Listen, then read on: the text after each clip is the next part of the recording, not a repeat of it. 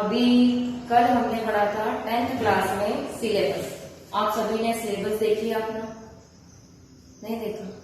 क्यों? चलिए ठीक है, नहीं देखा तो आज से शुरुआत कर लीजिएगा, क्योंकि मैं आज से आप लोगों को 10th क्लास में पढ़ाने शुरू कर रही हूँ, स्टार्ट कर रही हूँ। आज से हमारी पढ़ाई बिल्कुल कंप्लीटली शुरू हो रही है। आज मैं आपको पढ़ा रही हूँ क्लास 10th में हिंदी, जिसका पहला लेसन है, पहला पार्ट है पद्य खंड। पद्य खंड में पहला पार्ट है साखी। ठीक है, साखी कबीरदास जी द्वारा लिखी गई वो पंक्तियां हैं जिसके माध्यम से हमें कुछ ज्ञान प्राप्त होता है।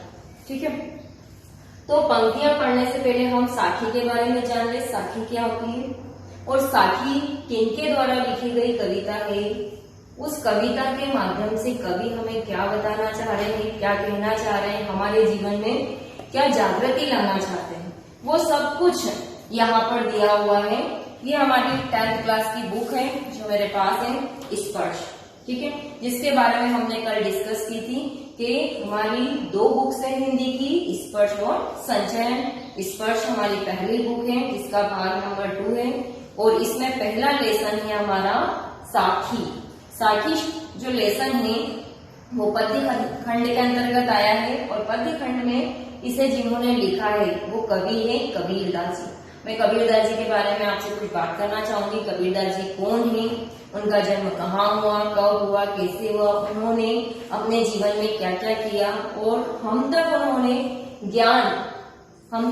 जो ज्ञान पहुंचाया वो किस माध्यम से पहुंचाया है, उसके बारे में आपको जानकारी दूंगी। ठीक है, देखिए कबीर का जन्म सन 1398 में काशी में हुआ है ना। उनके गुरु रामानंद जी थे, और रामानंद जी के शिष्य कौन थे? कबीरदास जी। कहा जाता है कि कबीर ने 120 वर्ष की आयु पाई, मतलब 120 वर्ष तक वो जीवित थे। इतनी लंबी आयु बहुत कम लोगों की होती है, और वो बहुत ही भाग्यशाली है जिन्हें इतनी लंबी आयु प्राप्त हुई। उन्होंने अपने जीवन के अंतिम कुछ वर्ष मगध शहर का नाम है, मगध में बिताए, और वहां वही चीर निंद्रा में लीन हो गए। चीर निंद्रा क्या होती है? चीर निंद्रा यानी कि नींद, चीर यानी लंबी निंद्रा में वो सो गए, मतलब उनका अंतिम समय आ गया। कबीर का आविर्भाव ऐसे समय में हुआ था, आविर्भाव का मतलब जन्म ऐसे समय में हुआ जब राजनीतिक, धार्मिक और सामाजिक क्रांतियां अपने चरम पर थी। क्रांतियां क्या होती है? क्रांति का अर्थ होता है कोई आंदोलन करना। कैसा आंदोलन? राजनीतिक, धार्मिक और सामाजिक, है ना। राज्य से जुड़ा हुआ, धर्म से जुड़ा हुआ और समाज से जुड़ा हुआ, ऐसी क्रांतियां जब चल रही थी हमारे देश में, तब उनका जन्म हुआ। कबीर क्रांतिदर्शी कवि थे। उनकी कविता में गहरी सामाजिक चेतना प्रकट होती है। उनकी कविता सहज ही मर्म को छू लेती है। कबीरदास जी ने ऐसी कविताएं लिखी है जिसके माध्यम से उन्होंने जब हमें ज्ञान कराया, तो ज्ञान कराते समय जो शब्द का प्रयोग उन्होंने किया है, जो कविता की पंक्तियों का उन्होंने उपयोग किया है, वो हमारे दिल को छू जाती है। ऐसे शब्दों का प्रयोग किया है जो हमारे अंतर मन को छू जाती है। एक और धर्म के बाह्य आडंबरों पर उन्होंने गहरी और तीखी चोट की, तो दूसरी ओर आत्मा और परमात्मा के विरह मिलन के भावपूर्ण गीत गाए। कबीरदास जी ने ऐसी कविताएं लिखी है जिसके माध्यम से उन्होंने धर्म के बाह्य आडंबर, धर्म क्या, हम भगवान को मानते हैं, है ना, भगवान की बहुत आस्था रखते हैं, भगवान के द्वारा हम जीवन को बहुत उपयोग में लाते हैं, हम ईश्वर को ही अपना सब कुछ मानते हैं। तो कबीरदास जी का ऐसा कहना है कि आप ईश्वर को मानिए, लेकिन बाह्य आडंबर यानी कि दिखावा मत कीजिए।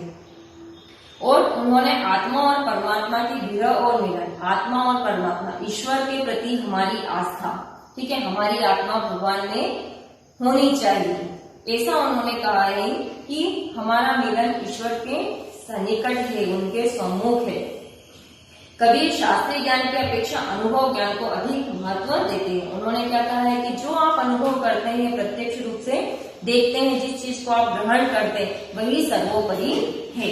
उनका विश्वास सत्संग में था, और वे मानते थे कि ईश्वर एक है और वह निर्विकार है। उनका कहना है कि सत्संग कीजिए, ईश्वर की आराधना कीजिए और ईश्वर निर्विकार है, वो हमें दिखाई नहीं देते लेकिन हमारे आसपास ही मौजूद है।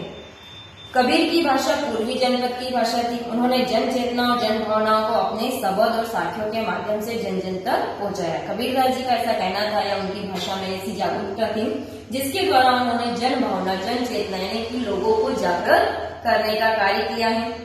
उन्होंने अपने शब्द और साखियों, उनके दो ग्रंथ है, दो पद है, जिनके माध्यम से उन्होंने लोगों को क्या करवाया है, जागृत किया है और लोगों तक उन्हें पहुंचाया है। ठीक है, यहाँ आपने कबीरदास जी के बारे में जाना कि कबीरदास जी का जन्म काशी में माना जाता है। कब माना जाता है? 1398 में माना जाता है। उनके गुरु का नाम क्या था? उनके गुरु का नाम रामानंद था। उनकी आयु कितने वर्ष की थी? उनकी आयु 120 वर्ष की थी और उन्होंने अपना अंतिम समय कहाँ पर बिताया? घर में बिताया। कबीरदास जी का जन्म ऐसे समय में हुआ जब राजनीतिक, सामाजिक और धार्मिक क्रांतियां फैली हुई थी। दूसरा, वे क्रांतिदर्शी थे, बहुत धार्मिक विचारों वाले थे, लेकिन वो आडंबर से दूर रहना चाहते थे। वो भगवान को प्रत्यक्ष देखते थे लेकिन उन्हें आडंबर, दिखावा पसंद नहीं। आडंबर का अर्थ होता है दिखावा करना, उन्हें दिखावा पसंद नहीं था और इसीलिए आत्मा और परमात्मा के अनुरूप ही कार्य करते थे। वो ईश्वर को एक स्वरूप मानते थे, ईश्वर को साक्ष्य मानते थे, इसलिए वो कहते थे कि जो प्रत्यक्ष अनुभव होता है वही सही। ठीक है, यहाँ हमने कबीरदास जी के बारे में पढ़ा। अब हम पढ़ेंगे साखी। साखी, साखी क्या होता है? ठीक है, साखी किसे कहा जाता है? ठीक, साखी शब्द साक्षी शब्द का तद्भव होता है। साक्षी, साक्षी यानी कि प्रत्यक्ष रूप से देखा गया या जो आपने अपने अंदर या अपने समक्ष महसूस किया उसे कहा जाता है साखी या साक्षी। साखी शब्द साक्ष्य से बना है जिसका अर्थ होता है प्रत्यक्ष ज्ञान। ज्ञान का अर्थ होता है किसी चीज के बारे में जानना। वह प्रत्यक्ष ज्ञान किसके माध्यम से मिलता है? वह प्रत्यक्ष ज्ञान हमें मिलता है गुरु के माध्यम से।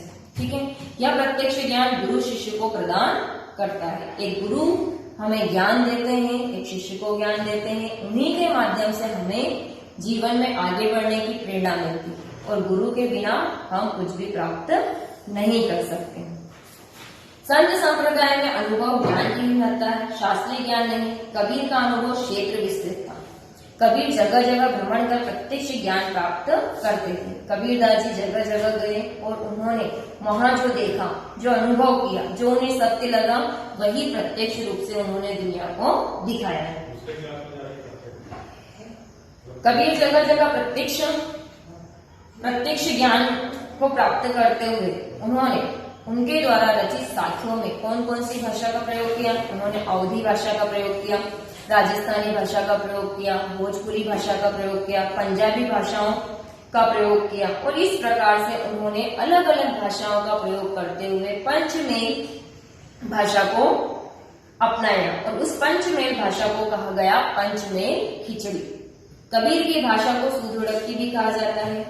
साखी वस्तुतः एक ऐसी कविता है जिसके माध्यम से कबीरदास जी ने हमें ज्ञान प्राप्त करने को कहा है, उससे हमें कुछ सीखने को कहा है। उन्होंने जन जन तक अपनी भाषा के माध्यम से हमें ज्ञान प्राप्त और अनुभव करने को दिया।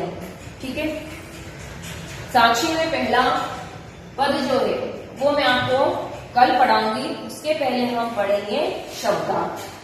क्यों? क्योंकि किसी भी कविता को पढ़ने से पहले हमें उसके बारे में जानना बहुत आवश्यक है कि कविता में जिन शब्दों का प्रयोग किया गया है, जैसे अवधी भाषा का प्रयोग किया गया है, राजस्थानी भाषा का प्रयोग किया गया है, भोजपुरी भाषा का प्रयोग किया, तो अब हमें सब भाषा तो आती नहीं है, तो उन्होंने जो पंक्तियां लिखी है वो पंचमेल खिचड़ी है, मतलब पांचों भाषाओं का प्रयोग किया है। अब उसमें हमें उनके अर्थ जानना बहुत जरूरी है, तो मैं उनके अर्थ आपको शब्दार्थ बता दूं। साखी का अर्थ होता है साक्षी, प्रत्यक्ष, जो हम अनुभव करते हैं, जो हम देखते हैं, जिसको हम अनुभव करते हैं, ग्रहण करते हैं। दूसरा है वाणी। वाणी, वाणी का अर्थ होता है बोलना, जो हम मुख से अपने मुंह से बोलते हैं, हमारी भाषा, उसे वाणी कहा जाता है। आपा, आपा का अर्थ क्या होता है? अहंकार, किसी चीज का हमें घमंड होना, वो क्या कहलाता है? अहंकार कहलाता है। कुंडली, कुंडली किसे कहते हैं? कुंडली का अर्थ होता है नाभि, जो हमारे शरीर में होती है। घटी घटी, घटी घटी मतलब घट घट, जगह जगह पर उपस्थित होना, कण कण में व्याप्त होना है। ठीक है। भूगम, भूगम मतलब भुजंग, भुजंग मतलब सांप, है ना? सांप देखा होगा आप लोग सभी, सांप के बारे में सब जानते हैं।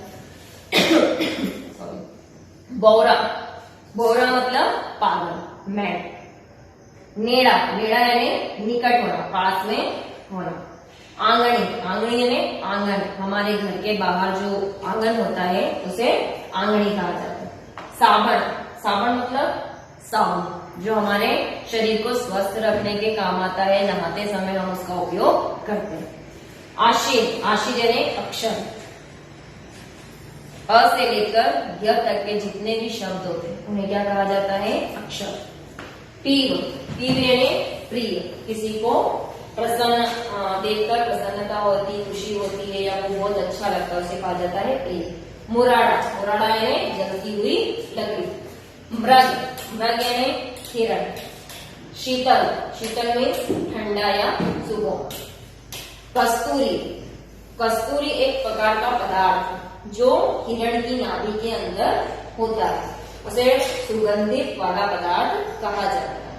ठीक है। यहाँ तक आपको मीनिंग समझ में आए, क्योंकि जब तक हम मीनिंग नहीं पढ़ेंगे तब तक हमें कविता के पद समझ में नहीं आएंगे, क्योंकि ये अर्थ आपको समझ में आएंगे तो आप इनको जल्दी समझ पाएंगे। ये शब्द जो है ये अलग अलग भाषा में, और इनके अर्थ क्या होते हैं उन अर्थों के माध्यम से ही हम साखी के पद को पढ़ सकते हैं। ठीक है। यहाँ तक आप लोगों को सबको समझ में आया। इसके आगे जब हम कविता के अर्थ समझेंगे तो आपको पहले ये पता होना चाहिए कि शब्दार्थ में किसका मीनिंग क्या है, और जब तक ये नहीं आएगा तब तक आपको कविता की पंक्तियां समझ में नहीं है। इसलिए आप इसको घर पर याद कीजिए, और जब मैं आपको पद समझाऊंगी तो आप अपने बुक और कॉपी पेन सब साथ में रखिएगा, और जैसे जैसे मैं बताती जाऊं, जिस मीनिंग के शब्दार्थ बताती जाऊं उन्हें आप नोट डाउन कीजिए। आप लोगों को यहाँ तक समझ में आया कबीरदास जी कौन है, साखी का अर्थ क्या है और मीनिंग शब्दार्थ क्या होते हैं, ये सब आपको घर पे लर्न करना है। Okay, thank you.